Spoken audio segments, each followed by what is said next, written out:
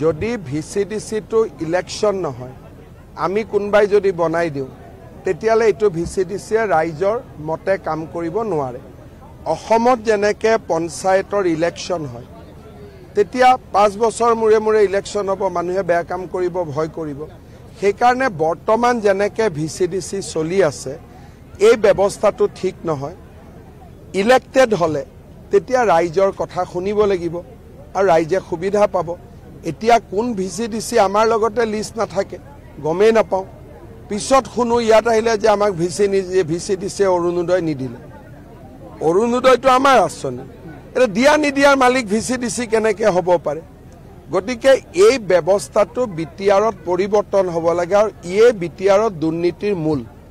এই ব্যৱস্থাটো কাৰণ ইএম সকলেও নাজানে এমচিএলেও নাজানে চিফেও নাজানে তলত যিমান গণ্ডগোল কৰি থাকে ভিচিডিচি প্ৰায় হৈ থাকে আৰু 125তম সংবিধান সংশোধনী আমি ভিচিডিচি ইলেক্টেড হোৱাৰ প্ৰভিজনো আমি ৰাখিছো ব্যৱস্থাটো যাতে পৰিৱৰ্তন হয় যেনেকৈ এটা কাউন্সিলৰ ইলেকশন হ'ব ভিচিডিচিৰো ইলেকশন হ'ব যিমানে বিজেপি সমালোচনা কৰিব তেওঁলোকক মানুহে বেয়া পাব কাৰণ 40 লাখ মহিলাই মাহৰ 10 তাৰিখে অৰুণোদয় পায় বিজেপিক আশীৰ্বাদ দিয়ে 40 লাখ মহিলাই লাখপতি বাইদেউৰ পুঁজি পাব বিজেপিক তেওঁলোকে আশীৰ্বাদ দিয়ে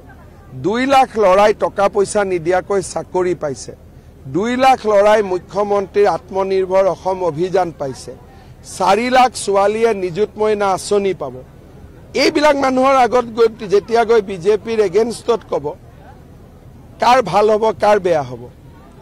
সেইকাৰণে এতিয়াতো জিবাবুৰ কৈ আছে হয় নহয় তে কোনোবা এটা জাতিক উদ্দেশ্য কৰি কৈ আছে তো সাহস আছে যদি নামটো কৈ দিয়ক আদানী আম্বানী নহয় গছপুলি হ'ব আদানীও আহি গছপুলি ৰুব পাৰে যদি গোলাঘাটত বা কাৰ্বি আলঙত বা অমুক জাগাত আদানী আম্বানীয়ে যদি যায় দুটা ইণ্ডাষ্ট্ৰি কৰে এটোতো কোনো বেয়া কথা নহয় মইতো মাতাত আছো কিন্তু মাতিলেও নাহিব ইমান দূৰ জাগাত ক'ত আহিব সব বিটিচিত উচ্ছেদটো ইমান সহজ নহয় কাৰণ বিটিচিত বহুত মানুহে মাটিৰ পট্টাই পোৱা নাই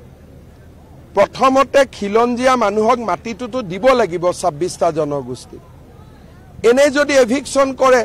তেলেখন আপুনিও এভিকশন হৈ যাব এটা অসমত আমি কেতিয়া এভিকশন কৰিছো প্ৰথম বসুন্ধৰা আঁচনি আনি আমাৰ মানুহখিনিক মাটিৰ পট্টা দি তাৰ পিছতহে উচ্ছেদ এতিয়া যদি বিটিএডি ডাইৰেক্টলি উচ্ছেদ কৰে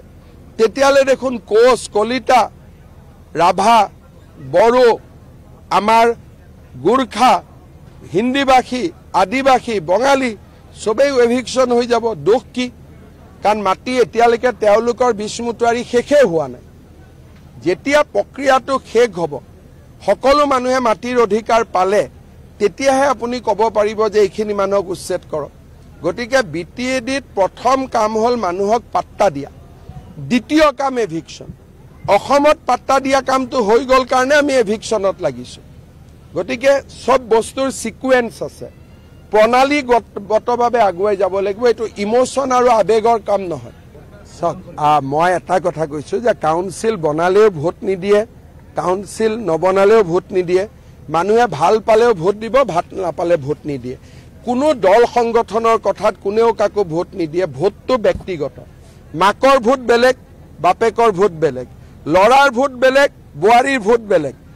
কিন্তু সূত্ৰধাৰ সমাজখন পিছপৰা কাউন্সিল লাগে তাত মই সমৰ্থন কৰো